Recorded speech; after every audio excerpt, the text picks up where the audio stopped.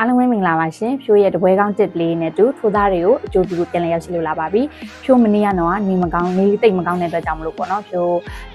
TikTok လေးမှာဗီဒီယိုလေးမတင်နိုင်ခဲ့ပေမဲ့ဖြိုးရဲ့ Telegram Channel လေးနဲ့ Facebook Page လေးမှာတော့ဖြိုးစာလေးရေးပြီးတော့ပွဲလေးတင်ပေးခဲ့ပါတယ်ဖြိုးမနေ့ရွေးချယ်ပေးခဲ့တဲ့ Real ကိုပေါ်လေးကတော့1-2နဲ့ပြီးသွားတဲ့အတွက်ကြောင့်မလို့တရင်နဲ့ပဲကျင်းနေခဲ့ရပါတယ်ဒီနေ့မှာဆိုလို့ရှိရင်ဖြိုးအားပေးနေတဲ့သူတွေအတွက်ဖြိုးကအကောင်းဆုံးရွေးချယ်ပေးသွားမှာမို့လို့ကြည့်ရှုပေးကြပါအောင်ရှင်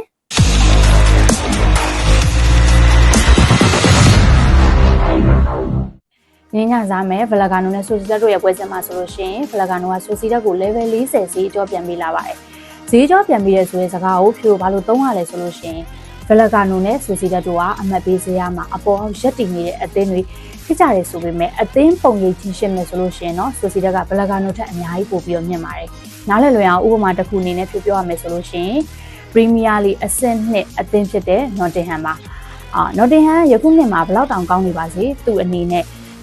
Aston Villa နဲ့ Newcastle တို့ကိုဈေးကြောပြန်ပေးလို့မရပါဘူး။ဒါကဘာကြောင့်လဲဆိုလို့ရှိရင် Newcastle နဲ့ Aston Villa တို့ရဲ့ပုံရိပ်က Nottingham တက်အများကြီးပိုမြင့်သွားတဲ့အတွက်ကြောင့်ဖြစ်ပါတယ်။ဒီလိုပဲဆိုစီတဲ့အသင်းရဲ့ပုံရိပ်ကလည်း Vallecano ဈေးကြောပြန်ပေးရလောက်တဲ့ဒီနိုင်မနေတာကြောင့်မလို့လက်ရှိမှာ level 40ဆိုပြီးတော့ဈေးခရဲ့အကြောပေးထားတဲ့ Vallecano ရဲ့ဈေးပြန်ကြောပေးမှုကထူးခြားနေတဲ့ချက်ပါပဲ။ဒီနေ့ရာသီမှာဒီနှစ်သိန်းထိပ်တိုက်တွေ့ဆုံခဲ့တဲ့ပွဲစဉ်နှစ်ပွဲကဈေးဖွင့်လှစ်မှုကိုကြည့်မယ်ဆိုလို့ရှိရင်လည်းပထမအကြောဆိုစီတဲ့အိမ်တွင်းမှာ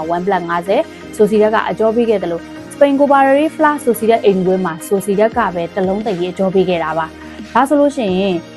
ဒီပွဲစဉ်နှစ်ပွဲမှာဆိုစီတက်ပေးခဲ့တဲ့1+50နဲ့တလုံးတည်းရဆိုလို့ရှိရင်ဆိုစီတက်အနေနဲ့ level 50လောက်တော့ဘလဂါနိုအိမ်တွင်းဖြစ်သည့်တိုင်ပြန်ကြောပေးရမှာပဲဖြစ်ပါတယ်နောက်ပြီးတော့မနစ်ကဘလဂါနိုအိမ်ကွင်းမှာဆိုစီတက်ကစားခဲ့တဲ့အချိန်တုန်းကလည်းဘလဂါနိုဆိုစီတက်က level 90ဈေးကြောပေးခဲ့ပါသေးတယ်။အဲ့ချိန်တုန်းကအသင်းနဲ့တင်ရဲ့အမှတ်ပေးစရာရက်တီမှုကိုပြောလို့ကြည့်မယ်ဆိုလို့ရှိရင်ဘလဂါနိုကအဆင့်4ဆိုစီတက်ကအဆင့်5ပါ။ဒီလိုဆိုလို့ရှိရင်မနစ်ကတော့မှဒီအသင်းနဲ့တင်ရဲ့ရက်တီမှုတိတ်မကွာတဲ့အနေထားမှာဆိုလို့ရှိရင်အဝေးကွင်းကနေပြီးတော့ level 90ထိဆိုစီတက်တို့အကျော်ပေးနိုင်ခဲ့တယ်ဆိုလို့ရှိရင်ယခုနှစ်ရက်တီမှုမှာဆိုလို့ရှိရင်လည်းအသင်းနဲ့တင်ရဲ့ရက်တီမှုအပေါ်အောက်ဖြစ်နေပါလျက်နဲ့ဆိုစီတက်ကဈေးကြောပြန်မပေးနိုင်ဘူးဆိုရင်တော့မှဒယ်ဈေးလောက်ဖွင့်ပေးရမယ့်အနေအထားမှာလက်ရှိမှာတော့ဈေးပြောင်းမြန်သဘောမျိုးဘလကာနိုကဈေးပြန်ကြောပေးလာတဲ့အတွက်ကြောင့်မလို့ဘလကာနိုနဲ့တာပြောရဆုံးသားကြည့်ကြပါတယ်အဲ့တော့ယနေ့ညဖြွေးရွေးချယ်မှုလေးကတော့ဘလကာနိုပေါ်လီပဲဖြစ်ပါတယ်ရှင်အားလုံးနဲ့ကြံကောင်းကြပါစေလို့ဖြူပါစီမံကောင်းနှောင်းပေးပါတယ်ရှင်